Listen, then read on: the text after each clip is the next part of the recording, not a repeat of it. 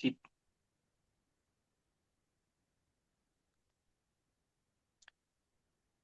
gracias. Hola, ¿qué tal? Muy buenas tardes a todos. Sean bienvenidos a este su programa favorito, Felices Audiencias. El día de hoy tenemos una con respeto mucho, maestra mm, Santibáñez, bienvenida a su Muchas espacio. gracias, maestro. Sabe que el cariño y la admiración es mutua. Es un tema muy importante, muy interesante y creo que muy vigente y actual en el tema del mundo del derecho. ¿Cuántos de ustedes han tenido varios asuntos defendiendo a varones, ¿no? Ya sea tanto en el tema penal, en el tema civil, familiar, y que por esta errónea concepción de la perspectiva de género le dan el favor, le dan la resolución a favor de la contraparte eh, femenina, ¿no? En este caso, hace unos días platicábamos con la maestra Santibáñez este tema de desventaja que se está creando, insisto, yo creo que es necesario los temas de perspectiva de género, es necesario, todos los protocolos existen, es necesario también visibilizar los grupos vulnerables, eso es innegable. No queremos mandar un mensaje contrario o que estamos en contra de tal, pero nosotros que somos gestores jurídicos, que estamos a diario en juzgados, advertimos una cuestión que incluso llega a rayar en la desigualdad. Entonces, este programa va a tratar de eso, vamos a tratar de abordar un poquito ese tema de cuando generar tanta igualdad se vuelve en desigualdad, ¿no? Y ya no es parejo el piso para todos. Querida maestra Santibáñez, al respecto, ¿cuál es su opinión de esto? Pues justo, maestro, comulgo con la parte que usted dice, no es invisibilizar la violencia que sabemos que existe, ¿no? Y que permea sobre todo a los grupos vulnerables. Sin embargo, los hombres no están exentos de una violencia. Lastimosamente es que no hay estadísticas de esa violencia, derivado a un tema cultural, a un tema social, porque pues los hombres han sido educados para ser proveedores, para resolver, para no quejarse. Entonces, bajo ese sustento, es bien complejo el tema de que podamos tener una estadística de denuncias de violencia que viven ustedes como varones. Asimismo, en el ámbito familiar, hombres que decidan el tema de una pensión alimenticia a favor de los hijos cuando así la están buscando, el tema de una pensión compensatoria a favor de ellos. ¿Derivado a qué? Vuelvo a lo mismo, porque culturalmente se ha educado a que ustedes, los varones, son los que tienen que resolver y proveer. Bajo ese sustento, el hecho de que iniciemos procedimientos en representación de derechos de ustedes como hombres es complejísimo. Siempre que llegan al despacho, que es su despacho, maestro, les comento yo a los varones, ¿no? Que llevamos pasos de desventaja, porque los juzgadores mismos, pese a que son varones, muchas veces, incluso para implementar medidas de protección, medidas provisionales, no lo hacen de la manera inmediata como cuando se actúa que vamos por parte de una mujer. Sí, justamente, fíjense que qué difícil es eso. Toca temas importantes, cultura, a lo mejor educación, ¿no? Y estadísticas. Eh, ¿Qué tanto trabajo nos está costando justo esto? Y que a veces en la práctica actual, o sea, digo, nosotros que somos de la chaviza, maestra Santibáñez, convivimos con la chaviza. Y qué difícil es a mí se me hace muy complicado entender esta nueva cultura del 50-50, por ejemplo, ¿no? Que a lo mejor es algo válido, o sea, que a lo mejor es un tema que pues, es un convenio entre dos personas, ¿sabes qué? Sí vamos a salir juntas, pero tú pagas la mitad y tú pagas la otra mitad. Es algo que culturalmente a mí, por ejemplo, pues no me enseñaron, ¿no? O sea, que a mí, justo como usted dice, a mí me enseñaron en la vieja escuela de tú eres el proveedor, tú eres el hombre, tú eres el que cuida, tú eres el que da, tú eres el que protege. Pero qué difícil hacerlo desde el tema de la educación. Creo que ese es el primer obstáculo que tenemos, porque incluso llega a trascender en el tema o en el panorama legal a pena, incluso, ¿no? Lo mencionaba usted bien, ¿cuántos varones no son víctimas de violencia, pero que por un tema de pena no denuncian? ¿O cuántos llegan a agencias del Ministerio Público, a un juzgado familiar, y son temas de bullying o de burla, ¿no? De, ay, mira, ese canijo viene y viene a denunciar a su esposa. esposa, pues no. Entonces, ¿cómo actuamos como familias? ¿Cómo le inculcamos a nuestros hijos, maestra Santibáñez, este tema de que el piso debiera ser parejo para todos? Pues justo, maestro, como usted es de su conocimiento, yo soy mamá de tres varones, ¿no? Y de ahí viene parte de mi lucha, porque yo quiero que mis hijos tengan un piso parejo, ¿no? Un piso parejo en un momento determinado, porque el mismo valor que tenemos nosotras como mujeres lo tienen ustedes como varones. Y los sentimientos que podemos llegar a tener en ciertas circunstancias son válidos, porque somos humanos. Al final del día, todos podemos llorar, todos sentimos, ¿no? Y yo siempre les educo aquí en casa que ellos tienen un valor y que ellos también pueden recibir rosas y que ellos también pueden recibir abrazos y cuando sienten o tienen un sentimiento lo tienen que externar porque eso no los hace menos válidos, todo lo contrario. Aquí en casa, maestro, tenemos mucho el tema de la salud mental. Mi hijo, el mayor, siempre nos dice, la salud mental es primordial.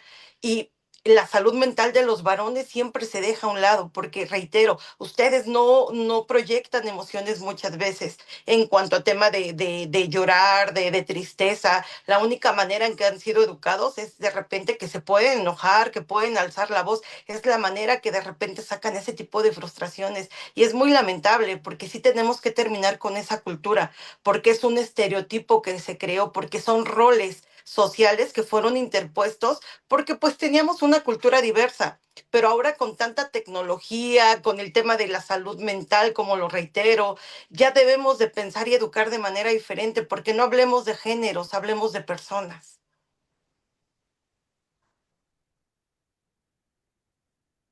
Gracias, maestra. Justo llega un punto bien importante, el tema de personas, visibilizarnos como personas. Desde que hace unos días di unas clases y les decía, por ejemplo, a los alumnos, ¿qué son los adolescentes, no? Regresando al tema de adolescentes, pero me decían, pues son menores de edad, son personas que no tienen capacidad, son esto, pero nunca nadie aterrizaba el término en partir de que son personas y a veces nos perdemos de ese tema. O sea, antes que cualquier cosa somos personas y tenemos que tratarnos igual. El tema de la dignidad debiera estar siempre presente y es algo que estamos dejando de hacer nosotros los abogados y que yo sé que usted abandera este tema, ¿no? De que usted no, el ser abogado no es únicamente ahí tener tu despacho y tener tu título colgado en la pared, sino somos esta herramienta, somos este instrumento que la gente tiene o que debiera de tener para poder solucionar sus temas, pero aparte darles ese plus, ¿no? Que es esa dignidad, nos decía Pati Vázquez la otra vez que la tuvimos aquí, esa redignificación, ¿no? El tratar de reestructurarlos, de reconstruirlos, el tratar de hacer menos traumático este tema. Maestra, yo sé que usted es una experta en materia civil, materia familiar, nos hablaba hace unos momentos de, por ejemplo, el juicio de pensión alimenticia, ¿no? ¿Un varón puede pedir pensión alimenticia en contra de su expareja o de su pareja? ¿En qué casos? Por supuesto, maestro, en el tema se pide una pensión compensatoria derivada a la desigualdad que puede llegar a haber en un momento determinado que se haya generado dentro del vínculo matrimonial. Podría ser en un supuesto donde el varón se dedicó preponderantemente a las actividades del hogar, donde un varón probablemente no tiene la misma profesión o el crecimiento profesional que su pareja, porque pues él todo lo que ganaba lo invirtió en la educación, en la preparación de la mujer, a efecto de que ella pudiera tener un título profesional. Hay varios supuestos, maestros, que se pudiera, pero tristemente yo le puedo decir que de todas las asesorías que yo he dado y que he encontrado ese supuesto para que el varón lo pueda ejercer, no he encontrado un solo varón que se atreva a hacerlo porque es un tema cultural y dicen, yo no quiero nada de ella, yo no quiero su dinero, yo lo único que quiero es divorciarme y pues el poder ver a mis hijos, ¿no?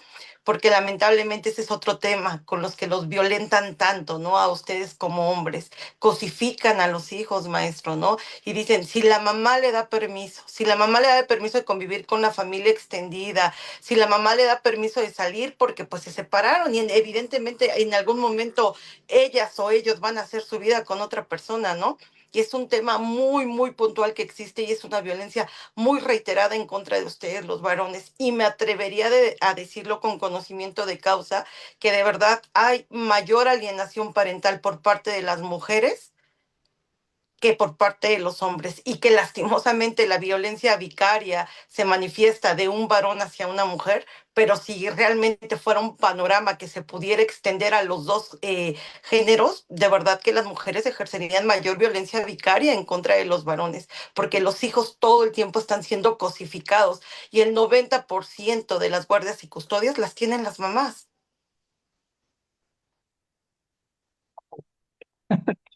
Estoy como el meme de se tenía que decir y se dijo, ¿no?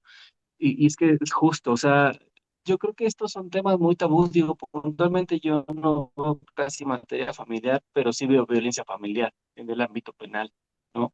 Y además, por ejemplo, la mayor número de los casos de violencia familiar es, pues sí, le di unas cachetadas, y, ¿no? O sea, la verdad es que sí, ya no aguanté, pero fue por tal y tal y tal y tal y tal, o sea, me narran un tema que dices, es que eso lo hubieras denunciado tú antes, ¿no? No tendrías que estar en esta situación si tú hubieras ido a denunciar. Yo, por ejemplo, estuve tiempo en la agencia de Ministerio Público en turno y llegaban los varones y me acuerdo mucho de mi compañerito de turno me decía, amigo, viene a denunciar una violencia familiar. Ya le dije que se regrese a su casa y que le dé unas cachetadas a su mujer.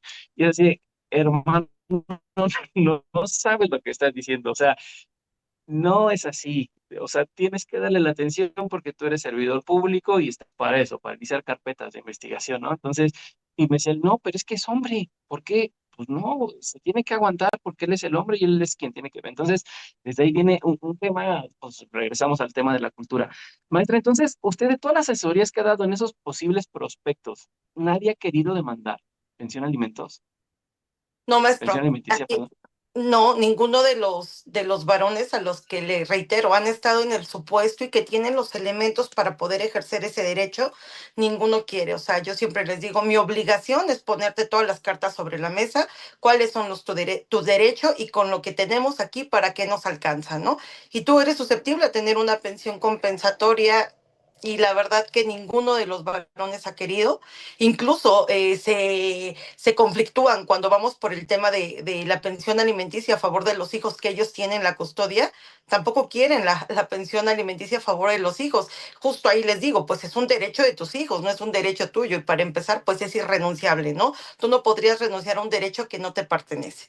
Pero bajo ese supuesto es tan complicado el tema que traen culturalmente los hombres. Y yo siempre les digo, los derechos humanos son universales y son para todos los humanos, no son para las mujeres, no son para los niños, no son para los adultos mayores, son para los humanos. Por ser persona, tienes derechos humanos, ¿no? Y hay un derecho importantísimo, que es el derecho de la igualdad, maestro, y la estamos perdiendo, definitivamente se está perdiendo, porque dicen que los derechos humanos, bueno, no dicen, los derechos humanos tienen principios, y uno de ellos es la progresividad, ¿no?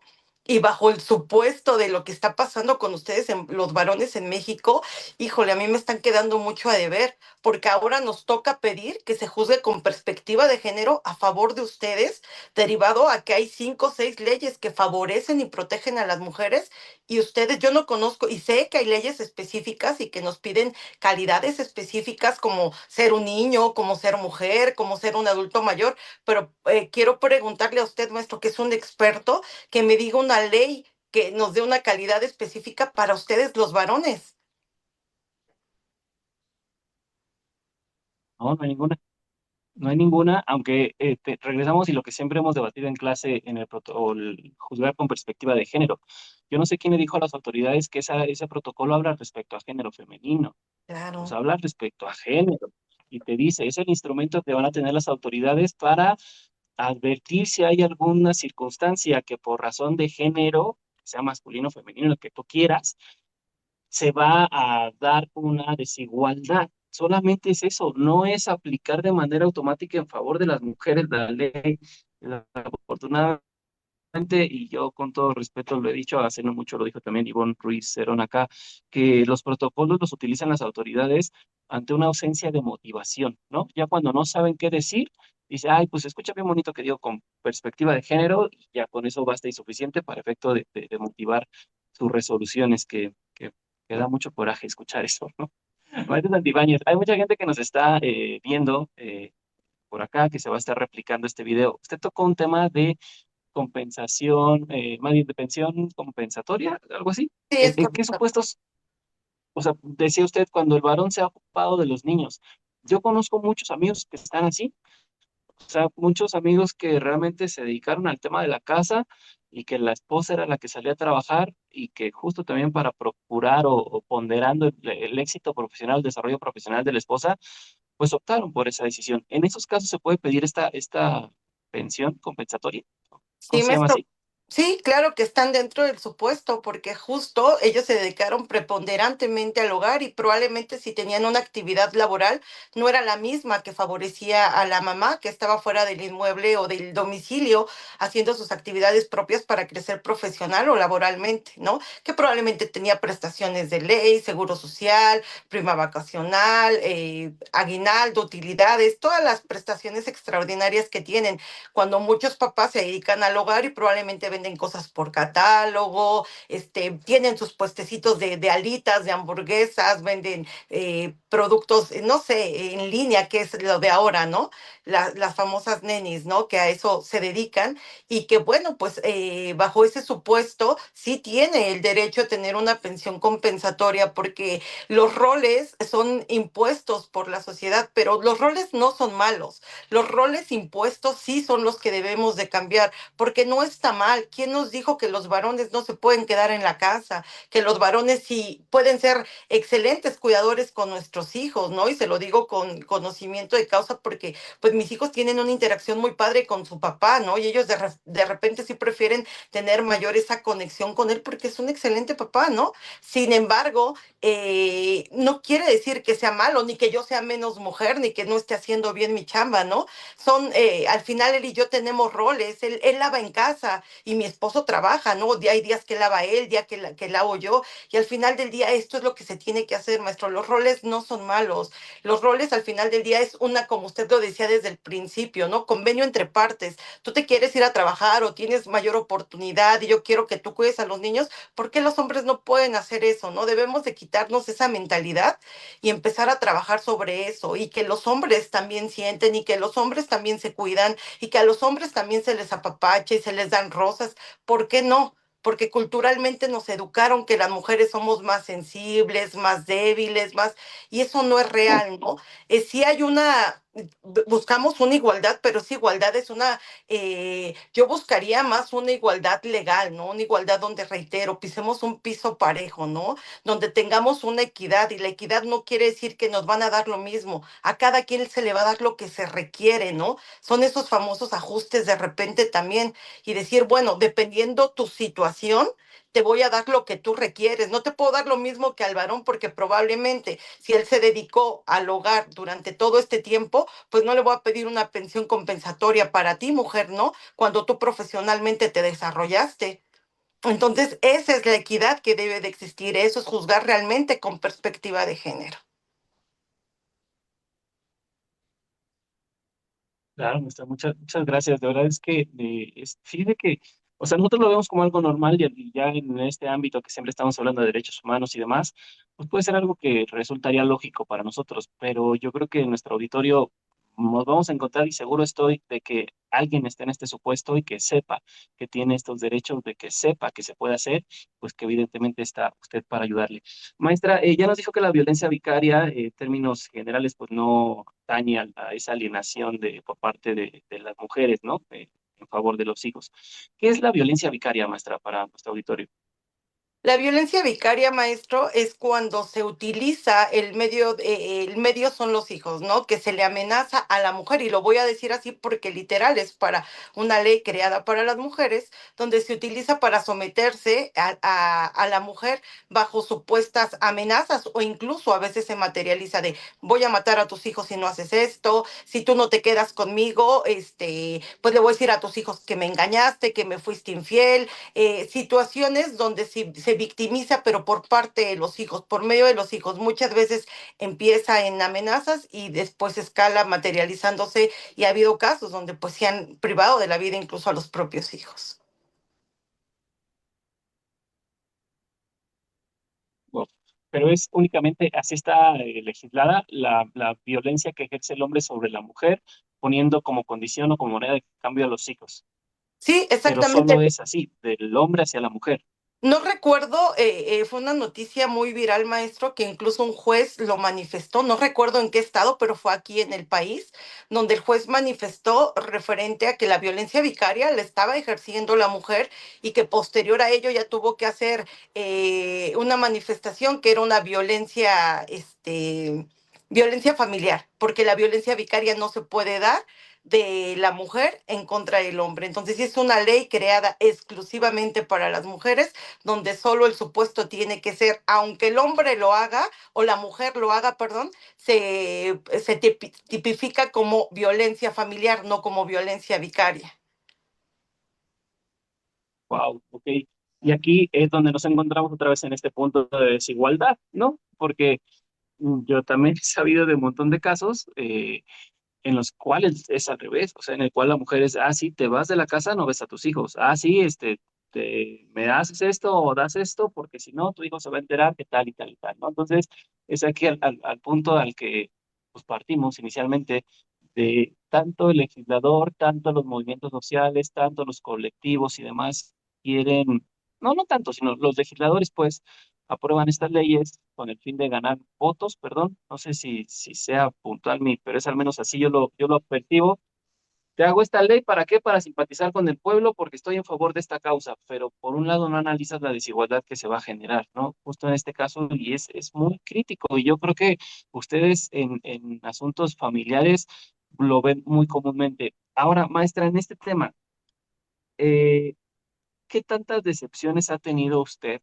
Yo lo he tenido en materia penal de cuando se utiliza mal la ley, ¿no? O sea, de cuando la mujer, puntualmente por lo que estamos hablando, no porque sea una generalidad, eh, ahora sí que se ocupa del papel de la víctima o de venta estas cosas, ¿para qué? Para que le den ciertos beneficios o resoluciones a su favor. ¿Ha habido casos en los que se aproveche de esa forma de la ley? Infinidad de veces, maestro, están los juicios de violencia familiar, que son juicios muy garantes, tienen una intención muy bonita, efectivamente, de proteger a la víctima de manera inmediata. Lastimosamente están siendo muy mal utilizados y yo considero que eso es un tema más de ética, porque pues los abogados son los que los promueven, ¿no? Son lo que le venden a sus representadas a efectos de inhibir la convivencia con los hijos, el acercamiento con los hijos, el acercamiento con la familia extendida, y los jueces tienen la obligación de dictar medidas de protección de manera inmediata. Pero muchas veces, y lo digo con mucho respeto porque tengo varios amigos que son jueces, pero a veces es bien lamentable porque hay muchas autoridades, maestro, que les tiembla la mano, ¿no? Cuando sus manifestaciones son tan subjetivas y que ni siquiera tienen los elementos propios que establece el código para iniciar una violencia y pese a ello dictan las medidas, ¿no? Porque es una obligación constitucional y convencional, ¿no? Y bajo ese supuesto, muchas veces los únicos afectados, y no muchas veces, son los únicos afectados, pues son los niños, ¿no? Porque ¿cuánto tiempo tiene que pasar para que el juez nos dicte régimen de convivencias con el papi? Y cuando nos dicta ese régimen de convivencia, son convivencias supervisadas, que no es lo mismo ver a tu hijo cada 15 días, 2 horas en el Secofam, en un lugar que por mucho que tenga su área lúdica, que tengan espacios para niños, nunca va a ser lo mismo, que puedan ir al parque, al cine, a platicar con papá, con la abuelita, con la familia extendida, lo que platicábamos. Entonces, lastimosamente, es un trabajo arduo que se tiene que hacer. Hemos tenido muy buenos resultados en el despacho representando los derechos de los varones respecto a que esa convivencia se tiene que dar sí o sí, pero es un trabajo que no lo obtenemos de primer momento. Tendremos que hacer un trabajo pues complejo y decirle a la autoridad por qué está mal, ¿no? Por qué no está tomando en consideración los derechos del niño y que cuando se permean derechos del niño, pues los tiene que ponderar sobre las partes y bajo ese supuesto, pues hay muchos juzgadores que sí lo toman en consideración, unos nos dicen que hasta sentencia, oficiosamente los juzgadores tendrían esa labor o tienen esa facultad de dictar esas medidas a favor de los niños, no de los papás. No estoy hablando de derechos de los papás porque son derechos de los niños, pero al final todo esto sí tiene una afectación que yo considero que pues es irreparable, maestro, porque son memorias y a veces pasan años para que los niños vuelvan a convivir con el papá. Sí, maestra, por ejemplo, en su ámbito, estas visitas en estos centros de supervisión familiar son de Paul, o sea, por ejemplo, si yo, varón, te mando régimen de visitas, ¿de entrada me las dan en el centro este de convivencias o si hay como una posible anuencia de que sea en la casa de ella o que pase por ella o es de entrada, eres varón, te vas al centro de supervisión?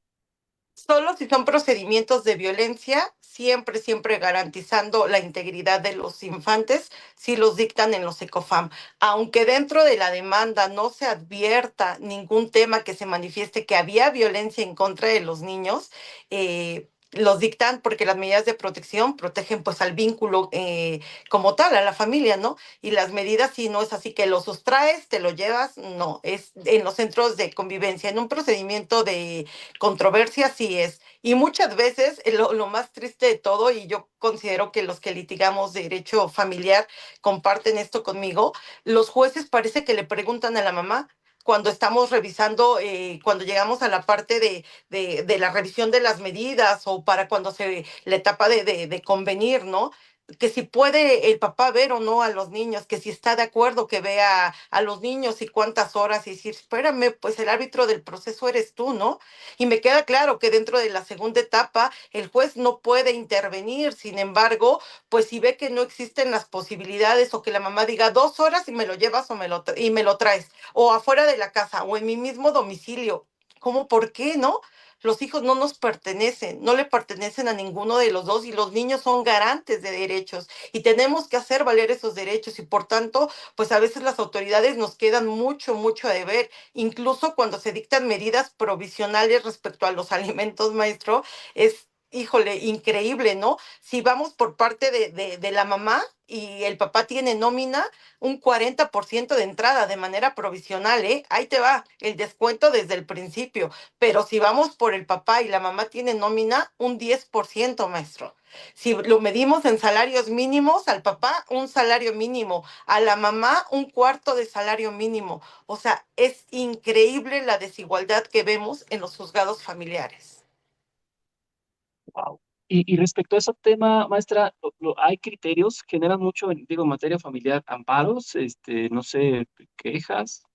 ¿Hay Sí, algún recurso? sí, maestro, hay recursos. Está el recurso de revocación, que su servidora lo hace valer muchísimo respecto a ello, para que pues hagamos lo necesario para tener una garantía respecto a los niños, ¿no? Y sí, hay muchos juzgadores que sí lo toman en consideración. Hemos llegado hasta el amparo indirecto para poder hacer valer esos derechos, porque pues el juzgador considera que la determinación que él tomó en ese momento es correcta, ¿no? Pero sí hay recursos, está el juicio de amparo. Si aquí no es necesario desgastar el principio de definitividad porque son derechos de infancia, sin embargo, pues en primer momento lo hacemos porque el recurso de revocación pues se resuelve en 2 días, ¿no?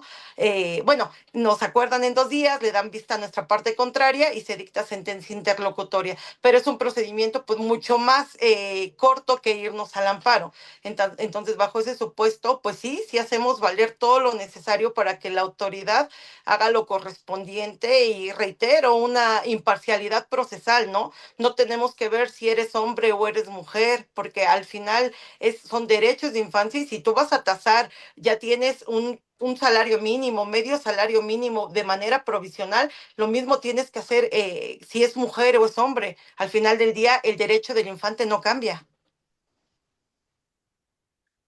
Sí, y es que volvemos al tema adultocéntrico, maestra, que nosotros hemos hablado mucho en el aula de la ley de justicia penal para adolescentes.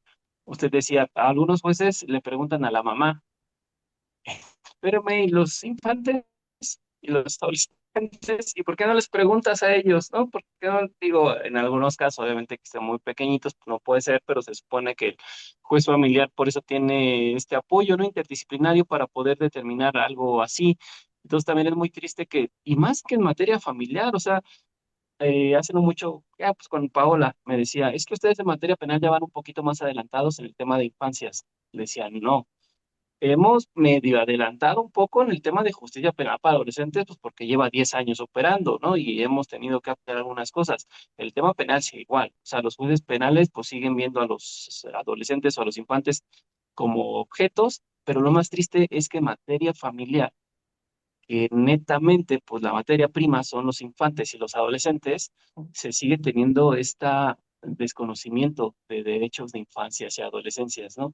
Seguimos pensando de manera adultocéntrica, seguimos pensando que lo que yo digo, pues en concordancia con la mamá, es lo mejor para ti, hijito, porque tú no sabes lo que quieres y yo para eso estoy. Eso es un pensamiento totalmente absurdo que no tendríamos que tener en pleno 2026, ¿no? Qué bueno que se pidió la especialización, qué malo que se está malentendiendo igual otra vez que justicia penal para adolescentes, ¿no? Todos los estamos entendiendo como esa especialidad, como el título que me requieren para poder postular, pero va más allá, ¿no? Va más allá. El tema de la especialización, yo siempre lo he platicado con varios amigos de acá de la academia, que es más que tener conocimientos, sino es entender, es ser empático, es acompañar, es un montón de cosas. Ah, maestra, y aparte el recurso, pues me imagino el amparo indirecto, perdón, el juicio, me voy ahorita a golpear el ambris si le digo recurso del amparo, este, pues también tarda un montón, ¿no? O sea, no conviene tanto como estrategia procesal agotarlo, ¿no? Tarda más como un mismo procedimiento, me imagino. Y económicamente, maestro, porque justo, o como usted bien lo dice, el juez familiar tiene mayor acercamiento con las infancias, ¿no? Entonces, bajo ese supuesto, muchas veces dicen al juez no se le discute, se le recurre. Pero ¿cómo saben que los representados tienen ese dinero, no? Porque al final del día, digo, habemos quienes somos apasionados del derecho y nos encanta nuestra carrera, pero pues trabajamos por un recurso, trabajamos, no trabajamos por amor al arte, ¿verdad? Tenemos casos específicos que así hacemos casos pro bono, pero no podemos hacerlos todos, maestro. Y bajo ese tema, pues hay papás o mamás que les proponemos llegar al amparo, pero pues tiene un costo adicional y muchas veces no cuentan con el recurso, pues nos quedamos hasta sentencia para poderlo hacer en sentencia e interponemos un recurso para demostrar que las circunstancias han variado y hacer un incidente dentro del mismo procedimiento principal. Es complejo, pero no deja de ser tardado, no deja de ser violatorio a los derechos de los niños y que pues debemos de quitarnos ese pensamiento, ¿no? Que los hombres y las mujeres sí tenemos una desigualdad que se marcó durante años y yo se lo digo como mujer porque muchas veces me dicen, no hablas como si fueras mujer, no, por supuesto. Yo tuve un caso particular, mi mami fue víctima de violencia y lamento mucho por lo que tuvo que vivir durante muchos años.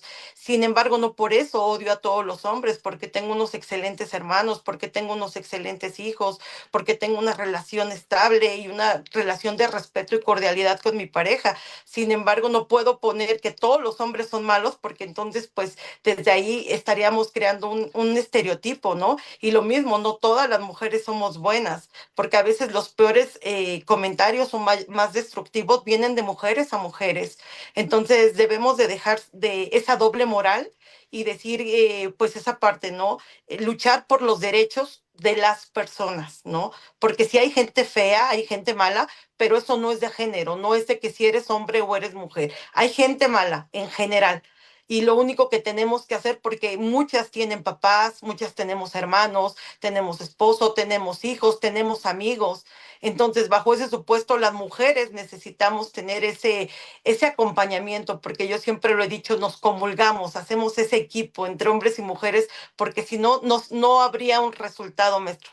La misma naturaleza nos hizo desiguales, ¿no? Y tan es así que el meme que dicen, a ver, descarga un camión de cemento, para mí sería imposible por mi tamaño, por mi fuerza, por mi complexión, ¿no? Sin embargo, ¿por qué los hombres sí lo pueden hacer, aunque tengan mi tamaño, ¿no? Porque tienen mayor fuerza, porque la naturaleza nos creó esa desigualdad y es un rol que muchas veces los varones hacen, ¿no? Y eso no quiere decir que esté mal, ¿no? Al final del día, pero hay roles específicos, no los interpuestos, ¿no? De que los hombres deben de dedicarse al trabajo, deben dedicarse a ser proveedores, los hombres deben de resolver y los hombres deben de pagar como usted dice, ¿no? Porque yo siempre le he dicho a mis hijos, soy enemiga de eso, ¿no? El día que a mis hijos le tengan que invitar un helado, los tengan que invitar al cine, no está mal, porque ellos valen tanto como una niña. Claro, claro. Maestra, en este tema nos hablaba del procedimiento de medidas de protección. En el Estado de México entiendo, insisto, no es mi materia, no estoy muy familiarizado con esto, pero las medidas de protección se dan a través del juicio en línea de violencia familiar, ¿es así? No ¿O se puede? necesariamente en línea, sí ahí lo podemos promover en línea, pero también lo podemos promover ante el juzgado y es un juicio que tiene como resultado dar medidas de protección de manera inmediata. Solo medidas de protección. Los hombres pueden pedir medidas de protección. Sí, sí he hecho dos procedimientos únicamente, la mayoría de los procedimientos sí son para mujeres los que yo he llevado, solamente dos procedimientos de violencia a favor de varones he hecho, uno un adulto mayor que lo traigo vigente de 74 años, mi representado, violentado por su hijo, y para darme las medidas de protección eh, fue casi una semana para que la autoridad determinara si mi cliente era garante o necesitaba, se ajustaba según el criterio de la jueza para tener esas medidas de protección, porque yo le invocaba que la ley general la ley del acceso a las mujeres a una vida libre de violencia nos dice que tienen que ser emitidas en un término no mayor a 4 horas, maestro. Pero me dice, usted me está hablando de las mujeres, aquí estamos hablando de un adulto mayor y es varón.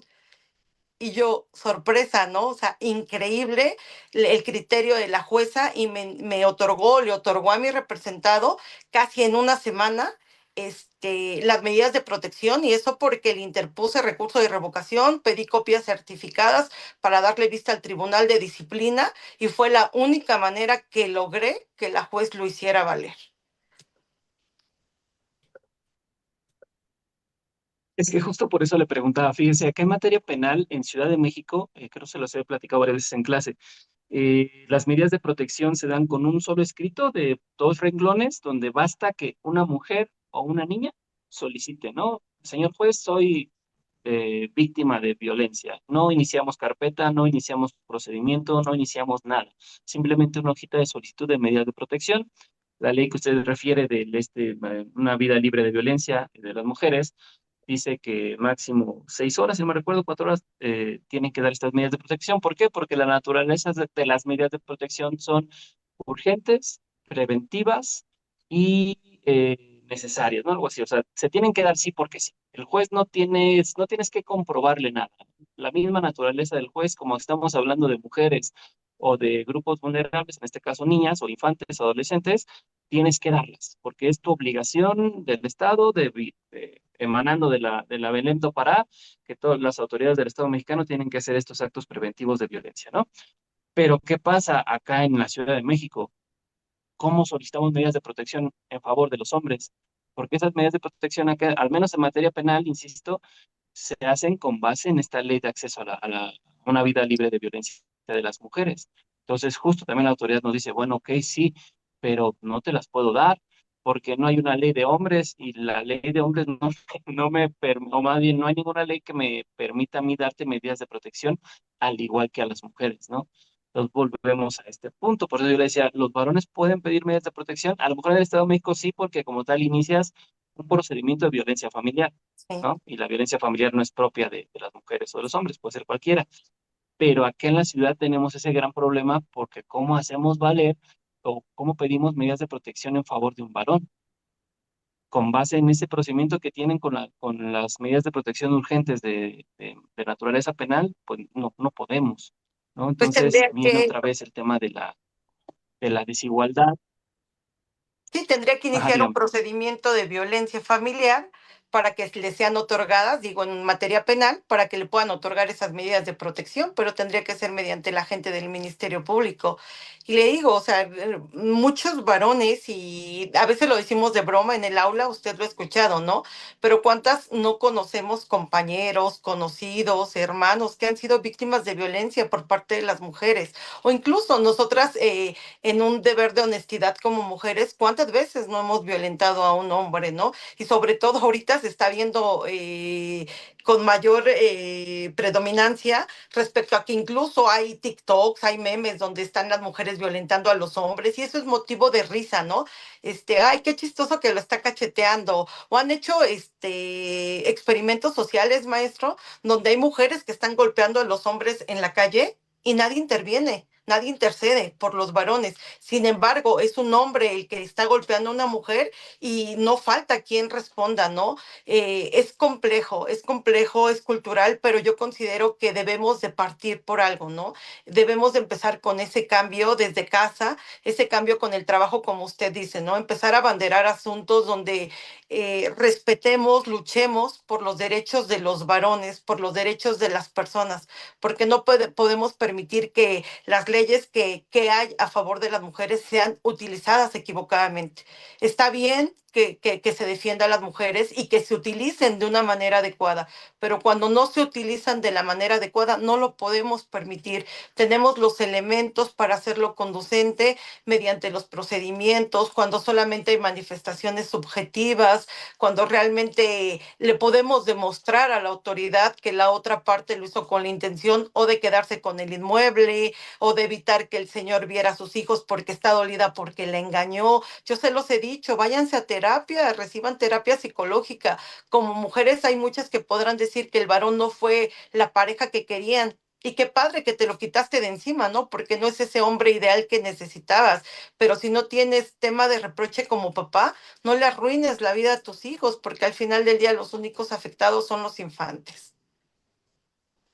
Sí, es que justo se tendría que observar ese tema, ¿no? ¿A quién vas a afectar? No lo vas a afectar a él, vas a afectar a los hijos, a los infantes, a los adolescentes que justo en estos temas pues son los más perjudicados.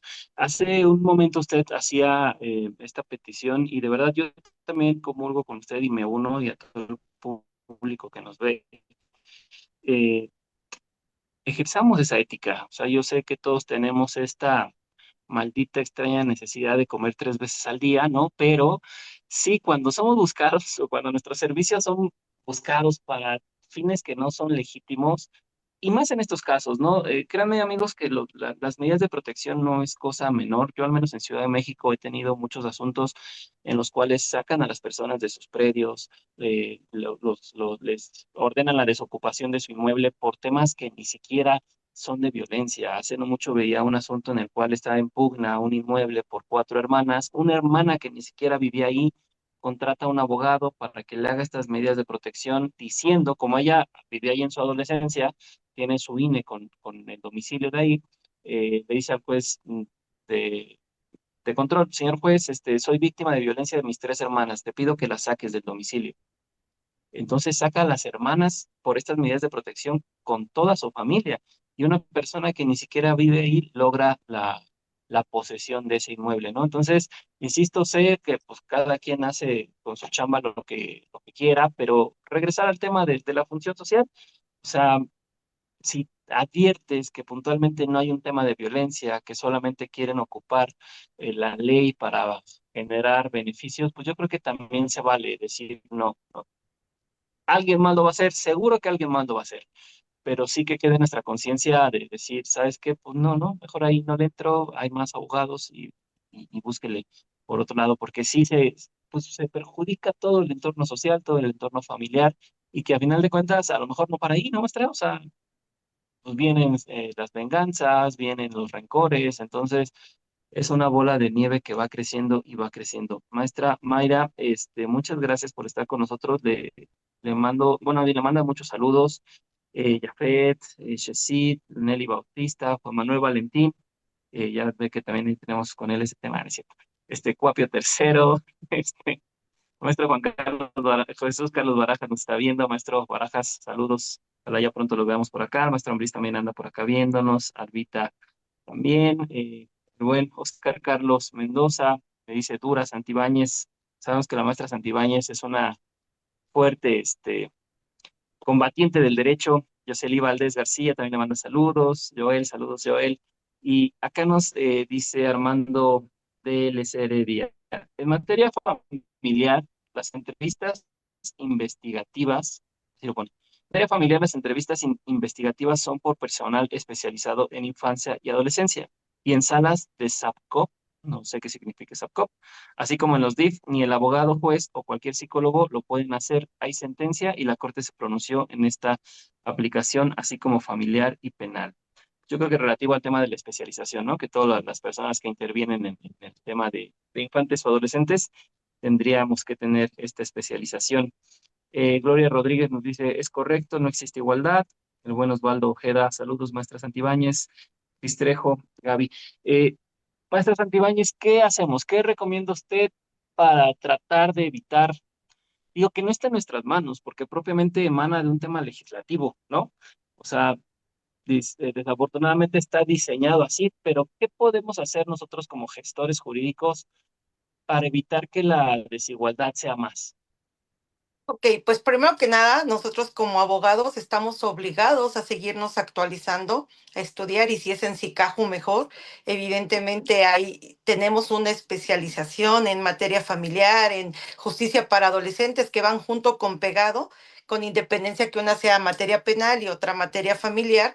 Tenemos todos los elementos y las herramientas, maestros. Sí, es cierto, es complejo, pero se logra. Se logra. Reitero, los derechos humanos son derechos universales que al final del día los gozamos hombres, mujeres, niños, adultos, quien sea. Entonces, bajo ese contexto, nosotros tenemos que hacerle ver a la autoridad dónde se está equivocando y por qué tiene que garantizarle los derechos humanos a las partes y debe de haber una imparcialidad. Evidentemente, cuando hay circunstancias que son evidentes respecto a que si hay una violencia, pues viene nuestra parte como abogados, decirle a nuestros representados, sométete a talleres de masculinidades, talleres para padres, talleres de psicología, porque también esa es nuestra obligación, ¿no?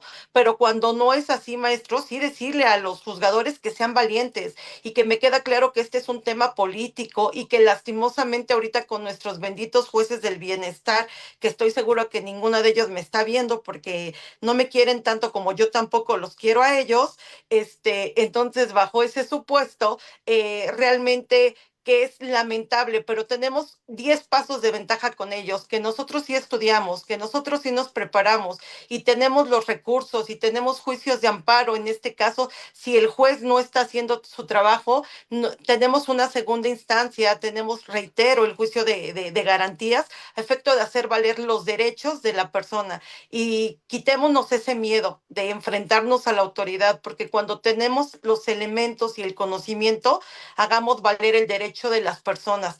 Y yo siempre he pensado que cuando yo litigo derechos de familia y hay involucrados infantes, yo litigo los derechos de los niños, aunque los tenga mi contraparte. Yo tengo que hacer valer los derechos de ese niño porque de nosotros depende esas memorias, esas convivencias con su progenitor.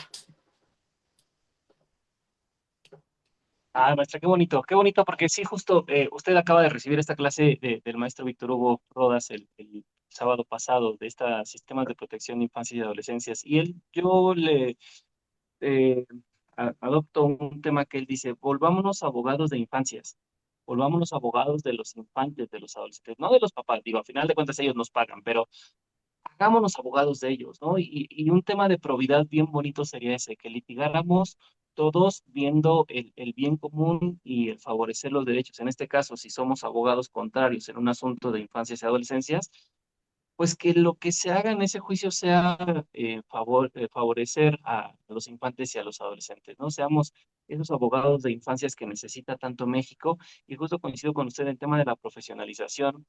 Sé que esta, dice el maestro Ambrís de una manera muy bonita y educada, esta justicia popular que se impuso en México, pues nos ha dado varias decepciones, varios descalabros, pero amigos, no hay más que, ya lo dijo la maestra Santibáñez, al juez no se le discute, al juez se le recurre, tenemos que insistir, estamos en tiempos oscuros, siempre se los he dicho, pero creo que la profesionalización y el conocimiento nos va a dar esta luz para efecto de salir de este túnel y para incluso ir educándolos, ¿no? Yo creo que va a haber un punto en el cual sean tantas las resoluciones contrarias que tengan este tipo de jueces que digan, ah, bueno, o sea, a lo mejor sí estoy un poquito equivocado, ¿no? Voy a cambiar el sentido de mis resoluciones y tratar de lograr ese cambio. Yo creo que el conocimiento es poder y cómo vamos a adquirir ese conocimiento profesionalizándonos y siéndonos un poquito más éticos. Maestra Santibáñez, fue un gustazo tenerla, un tema sin duda alguna importante y que aparte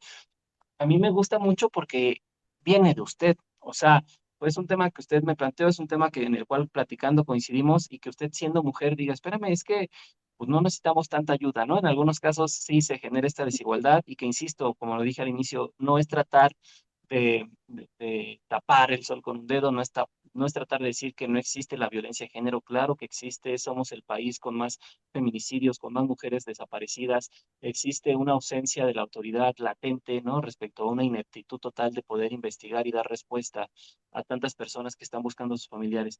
Pero en ciertos casos, la ley genera desigualdad y en contra de varones, ¿no? Que puntualmente decía la maestra Santibáñez, son personas. Dejémonos si son hombres, si son mujeres, si son lo que sean, son personas y los derechos humanos pues, son para los humanos, ¿no? Para las personas. Entonces, sin importar el género.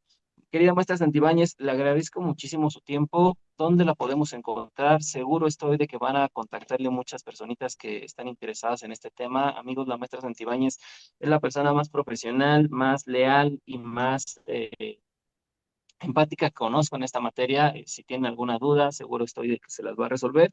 Maestra, ¿dónde la contactamos? Sus teléfonos, si quiere, sus redes sociales, su despacho, ¿dónde está? Ok, mis redes sociales, estoy como Despacho Santibáñez, en Instagram y en Facebook. Mi despacho, que es el despacho de ustedes, está justo enfrente de los juzgados de los Reyes La Paz. Mi número telefónico es el 55 27 47 35 37 y quiero cerrar con esto, maestro. Número uno, muy agradecida porque por recibir la invitación de usted. Usted sabe que le admiro, le quiero muchísimo y es usted una de las personas que me ha sumado tanto para poder crecer profesionalmente y decirle a todos los varones que la salud mental es importantísima y que tengamos como referencia que el 80% de los suicidios en México son de varones y que ustedes no son invisibles para muchos de nosotros como personas y que si necesitamos alzar la voz juntos, la alcemos y que si necesitamos apoyarnos, si necesitan ser escuchados, siempre va a haber alguien, porque he encontrado gente como usted y muchas, la maestra Amelia, que tenemos un proyectito ahí en mente de hacer una asociación respecto al derecho de la defensa de los varones, es siempre habemos, ¿no? Habemos quién, pero hablemos. O sea, bien dicen, si uno no habla, Dios no nos escucha. Y es momento de que partamos de ahí, que ustedes también como varones terminen con esto. No es un tema, no es un rol, no es un estereotipo que ustedes no sientan, que ustedes no expresen. Claro que somos humanos y pues somos de carne y hueso, ¿no? Así es, maestra. Pues muchísimas gracias, de verdad. Amigos, pues muchas gracias, un excelente tema. Creo que es el programa con más vistas que hemos tenido, maestra Santibáñez, muchas felicidades. Muchas gracias. En nombre del maestro Benjamín, sabe que también se le aprecia muchísimo, sin embargo, por ahí andaba haciendo algunas cuestiones. Queridos amigos, pues como todos los lunes, la invitación para que nos acompañen en este espacio, todos los lunes de 6 a 7 de la noche, tocando temas relevantes, siempre involucrando temas de infancia, adolescencia y de lo que se pueda hablar. Entonces, pues nada, los esperamos acá. Ya saben que este es su programa favorito. Solamente les permito que no sea el favorito después del día viernes de la maestra Villafán. De ahí en fuera, ninguno más, ¿ok? Nada, no es cierto. También toda la barra jurídica de Zicacu los espera. Y recuerden, tenemos nuestro próximo congreso el 18 de abril en el Auditorio Alfredo del Mazo. Espero verlos a todos, saludarlos, darnos un abrazo y compartir con muchas personalidades que tenemos por allá. Yo puntualmente voy a presidir una mesa donde realmente estoy muy nervioso porque vienen grandes referentes jurídicos míos, que es el doctor René Uribe, la maestra Liz Padilla, perdón, obviamente la maestra Nancy Villafán y el buen Daniel Venegas. El maestro Ambriz va a presidir una mesa donde está el maestro Telles, está Antonio Contreras y los amiguitos de materia civil con varios jueces. Me parece que está el juez, ay, ¿cómo me acuerdo? Usted Gerardo me recomendó mucho Esquivel, Santo Ibáñez, Gerardo Esquivel, el doctor Francisco Jovian. Martínez. Exactamente. Entonces, los esperamos a todos el 18 de abril en Ciudad Nezahualcóyotl, Auditorio Alfredo del Mazo, a partir de las 9 de la mañana. Por acá los vemos. Y maestra Santibáñez, de verdad, muchas, muchas gracias. Yo también hablé con Amelia de ese proyecto. Estamos también para ver si nos sumamos y va a ser algo muy bonito, muy, muy padre. ¿Va? Muchas, Queridos muchas amigos, gracias. no a usted, muchas gracias. Felices tardes, felices audiencias. Nos vemos pronto y los vemos acá el 18 de abril. Cuídense, hasta luego. Adiós.